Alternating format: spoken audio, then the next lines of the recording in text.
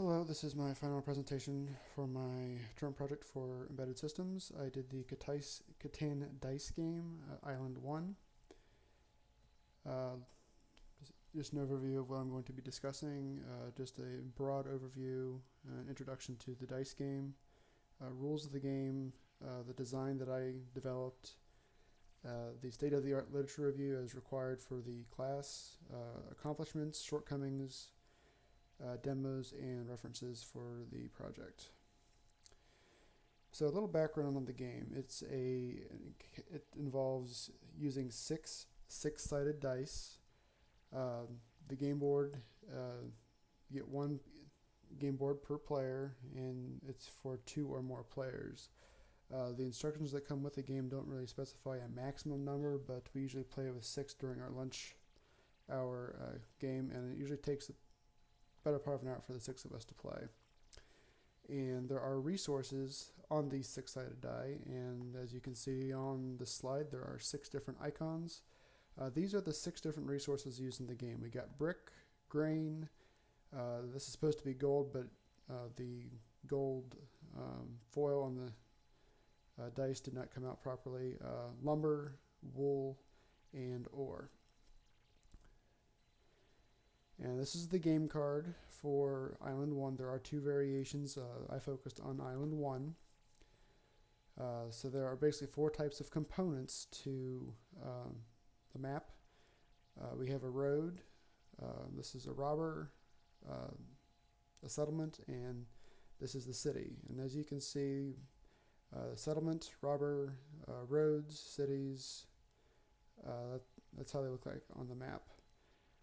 The way the scoring works is each component has a number. That's the point value for that item.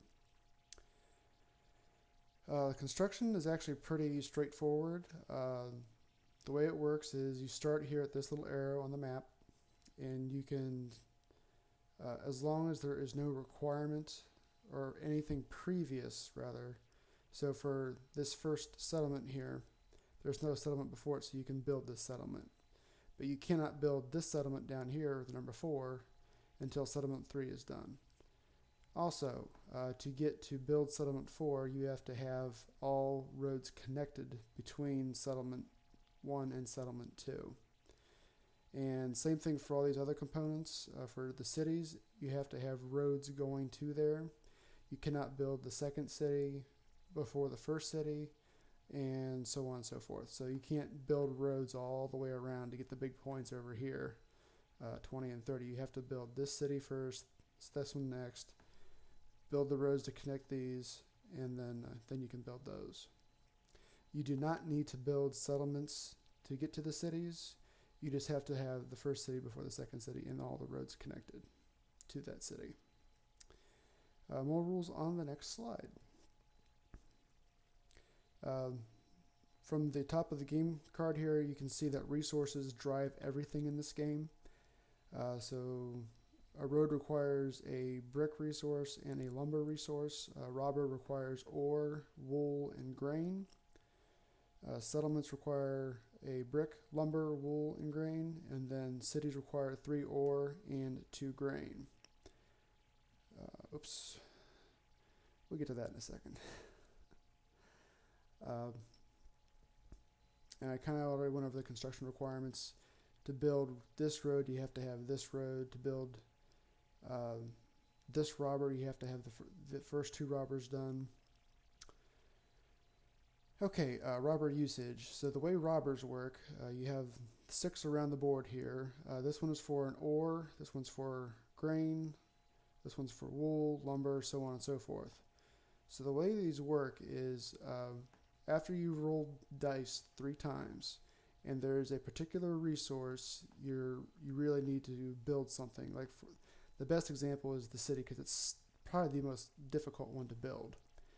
Say for example you roll, let's see, that's a good example. Say we had 2 grain and 2 ore, but we couldn't get the 5th ore.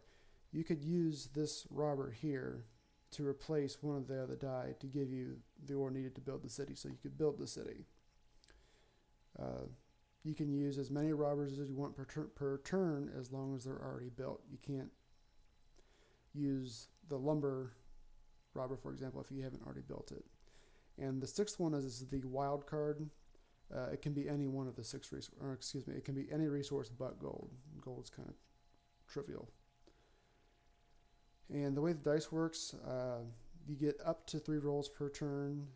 Between rolls, you can save and release dice as you desire. So if you're trying to get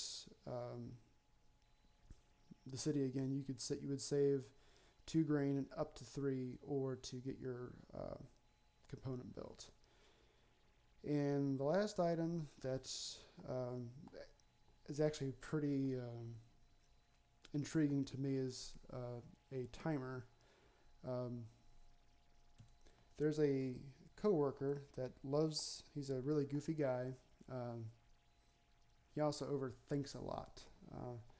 So I decided to name my timer for the game the Fleshig timer. And he reminds me an awful lot of Clippy from the old Microsoft Office. As I said, he's a coworker that loves to play the game, overthinks each and every turn, tends to really slow the game down. Other players jokingly say they put a timer on him to make him speed up. And I said, hey, that's actually a pretty good idea. So we have the Fleshig timer in this. Okay, we're getting into the structure of the actual program. This is basically the hierarchy of how it is structured. So basically, this is the main window, and these all the panels that actually just get displayed on the page have a panel in front of their class name. The game card has all of the components and the state of each game. Has the state for each board. There's actually 2 game cards panels in the implementation, one for the human player and one for the AI. And there you can see my Fleshig timer. So here's the overall logic for the game. Basically, you initialize the game, and then as long as the turn count is less than 16, the human player will always go first, the AI will go second, the turn counter will get incremented, and the GUI will be updated. And it'll go in a circle 15 times because one game is 15 turns per player. And once 15 is hit, it'll go through, and once it'll increment to 16, and it will exit. Here's the turn logic.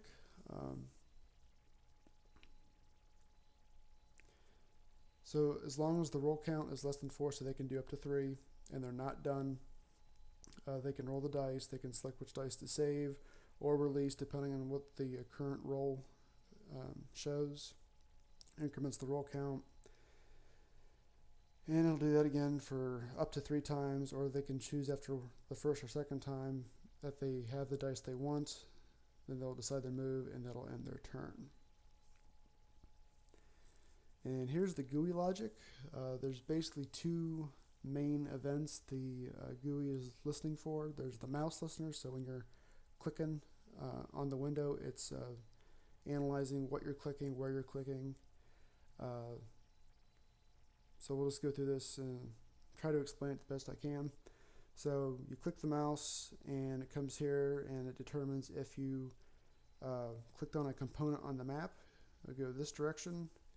It'll check the state of the dice. If you have 2 or a denomination of 2, so 2, 4, or 6 gold, it'll give you the option to buy. I should say buy resources. You buy resources with gold, and you'll loop through that until all the gold has been depleted. And then resources cannot be bought with gold anymore, so you come over here and build the component that was clicked if it can be built, meaning all the requirements have been met. And then it comes back here and it waits for another click. The alternative one of the alternatives is the player wants to use a robber they have already built. It'll actually pop up a window asking the player which resource they want to replace. And then again, it'll try to build the component if it can be built. And then it'll come back to the listener part. Now, the other event it's listening for is the action listener event. There are basically four events that it's listening for. One is the roll dice button. If it's clicked, it'll roll the dice. Then I'll come back here to the action listener and wait for another command. Each time in next couple of slides, you'll see a screenshot of what the GUI looks like. For each dice, there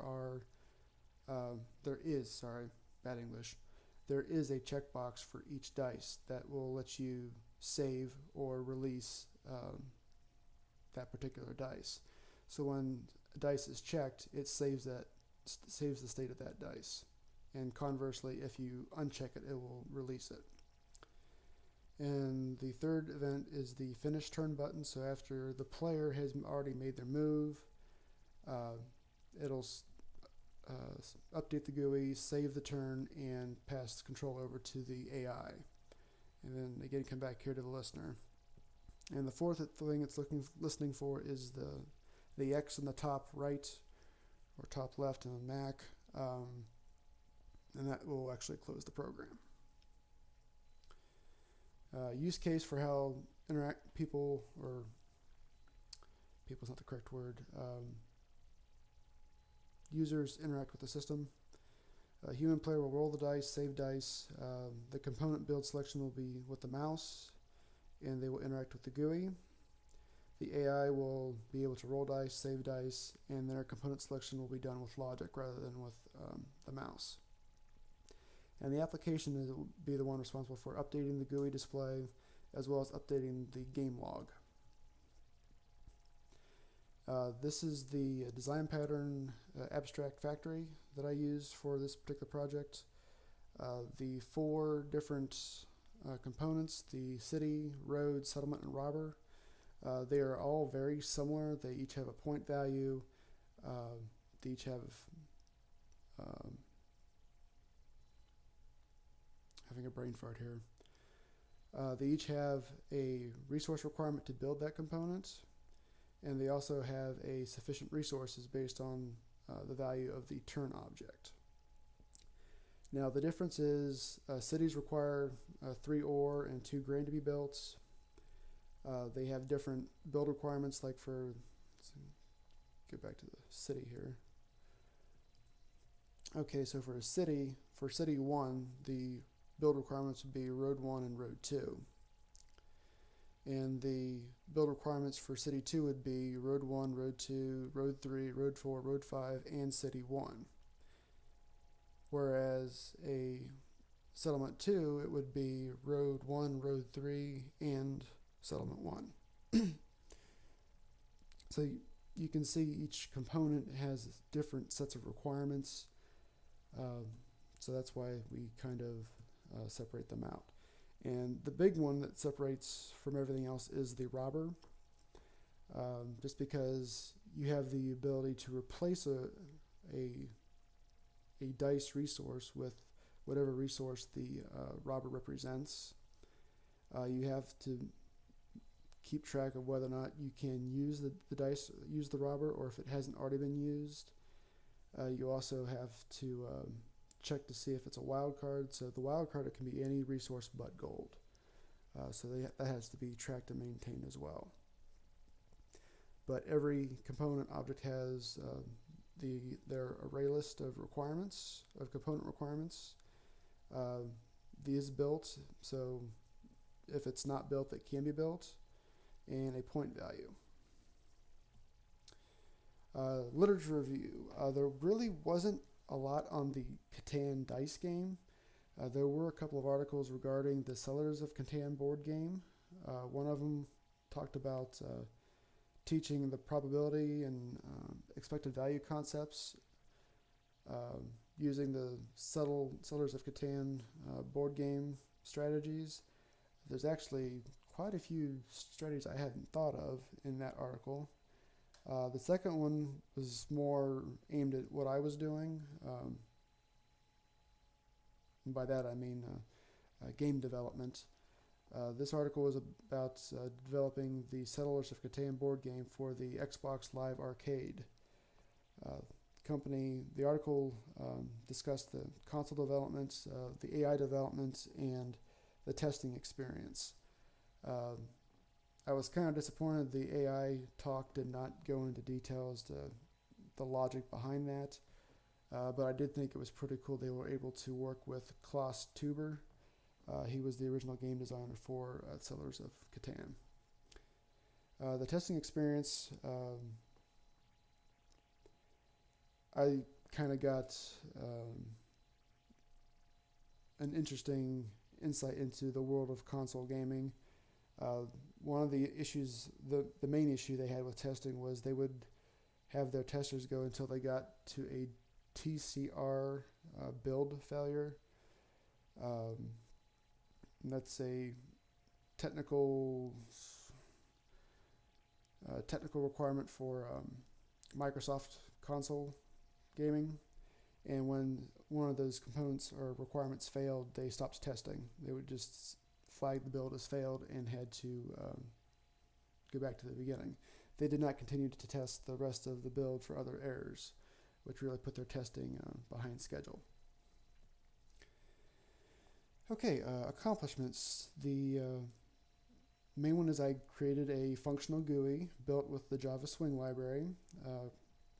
The layout of the window is actually very time consuming because of how the group layout works. I was very particular about how I wanted the screen laid out, and I believe I achieved the ideal layout for this game on the computer. The AI is moderately intelligent. It can roll the dice. It can make educated guesses as to which dice to keep, release, and it does score points. The first dry run I did against the computer, I actually got a run for my money. It was 60 points for me and 42 for him. Last couple turns I scored some good points and pulled ahead. Other accomplishments including the successful implementation of the mouse listener for GUI interaction, the game rule enforcement, and as well as the flash tick timer implementation. Shortcomings: the AI is not complete. Mainly, it does not have the capability to use robbers or exchange gold for resources. I just ran out of time for this project. But aside from that, the AI is fully functional. There is a bug that I discovered late in the testing process where if you roll the dice and you start building items, you can still roll and accumulate more resources. And ultimately, you could build with 18 resources in one turn. It's just a contingency I didn't plan for and could be fixed in the future. There is no game restart feature. Wouldn't take much, probably a button and a couple lines of code, but I needed to get the report and the state-of-the-art literature completed for that. I would have liked to have the rules for the game in a menu in the application, so people would actually understand how the game works. That could be in a future implementation. Yeah. And the last thing, it's not really anything important, it'd just be a nice feature for the player, is there is no timer notification. The game log does specify that the timer ran out and 0 points were awarded for that turn. I wanted a 30-second timer notification, just did not get around to it. These are the references for the articles that I mentioned in my statement or state-of-the-art literature review. And these are the resources for diagrams and the rules for the game. And here's the screenshot of the application I built. So on the left side is the human player. On the right side is the AI. This is the log that was mentioned. It just keeps track of points that are earned on each turn. So, like on this turn, I built road 2.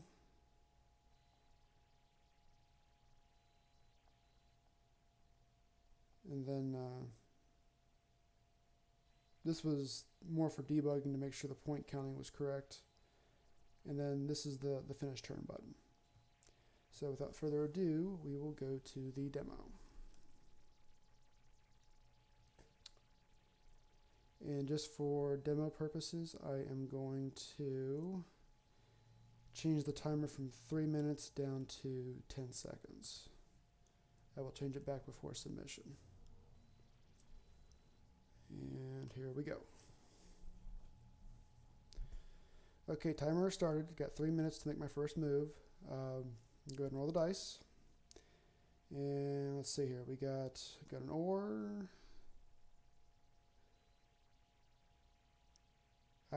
See. 10 seconds. Ran out of time. Oh no. So, timer works. We'll change it back to 3 minutes, just so I can actually play the computer with not getting zeroed out. Okay, so try this again. Okay, we've got, looks like sheep. We'll keep a log, and we'll keep an ore. See if I can get robber road here. Roll dice. Strike 2. Okay, looks like I got a robber, so ta-da! And finish turn, and see I got 1 point. Woohoo! And crap, computer's already ahead of me. He got 3 that turn. And let's see what I can do the second turn. We've got, I could do a settlement, road maybe. Roll. 2 roads.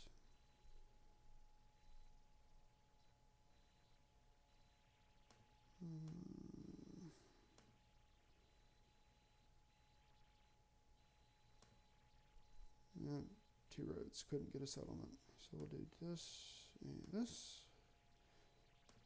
2 points that turn. See, road 1 or 2 got built. They only built 1 road. Looks like they were going for, I guess they're going for roads. Bad roll the dice. Okay, my turn again. Okay, we got some gold here. We'll keep the gold. Keep the ore and the lumber. Keep the brick. And okay, if I buy wool, I can do robber road. Now, when I go to click here, it will ask me to which resource I want to buy with my 2 gold. And since I want to do robber, I need wool, so I want to buy wool.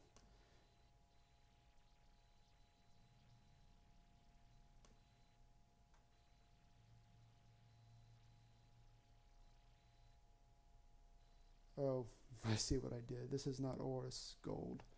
So I cannot build a robber. But I can build a settlement, thankfully. So I don't get 0 points that turn.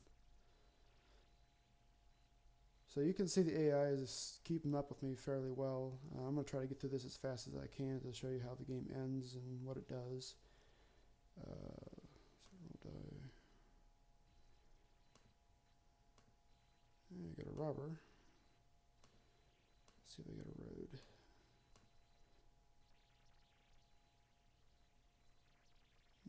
Nope. Okay, so robber. It doesn't really matter what I buy because I can't use it. And finish turn.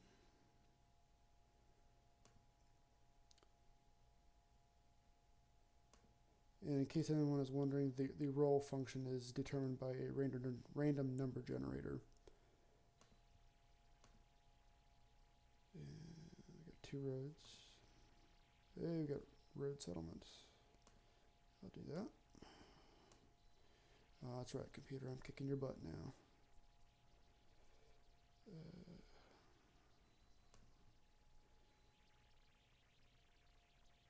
Ooh, we got a chance for a city here. Maybe not.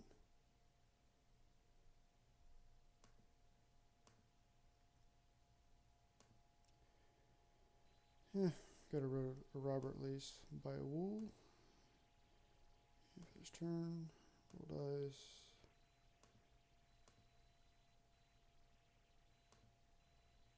In case you can't tell, my strategy is robber road till I fill all the robbers out. Helps me out later in the game. Roll die. Let's see if I can get robber road. Nope, bust. Another road.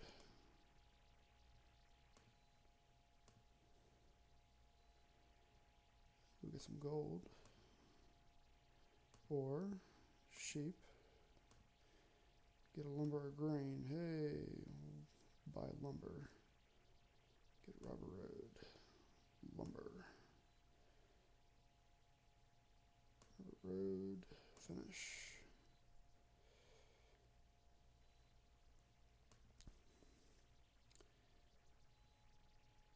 See if I can get another settlement.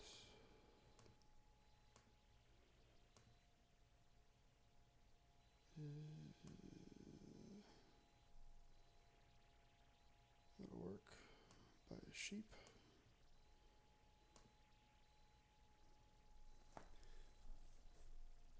So you can see the computer's doing something similar to what I do. He's based on which components he can build, he's prioritizing based on the number of it's kind of two-pronged. It's checking the number of points and also the number of components, or excuse me, number of resources he has available towards each component.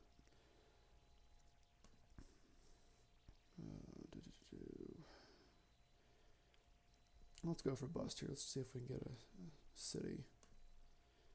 Ooh. No city, but I did get a robber, so 5 points.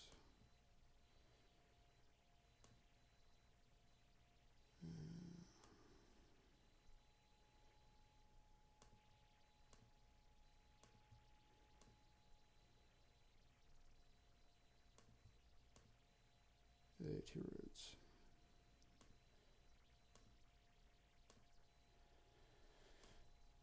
Okay, see if I can do a robber usage here. We want to do that. Okay, so hopefully I don't get a sheep. No sheep. So I want to use sheep to build the settlement. So I'll click sheep, and I want to replace one of the bricks because I don't need 2 bricks. So now that crosses it out saying I can't use it anymore, and I can build that. Oop, goose egg for the computer. Too bad, so sad. Ooh, might have a city here. Oh, I totally have a city here if I don't roll it. Oh, there's my city. Oh yes, 7 points. Finish. Let's see here. Got one more robber I can buy. So I'll save the gold. Save the lumber. Hey, robber road. I'll take that. I need ore. And road.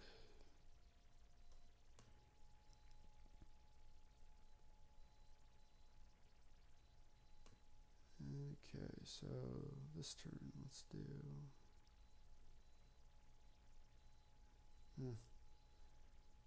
Don't really have a play here except for roads, so I guess I better hope for some bricks.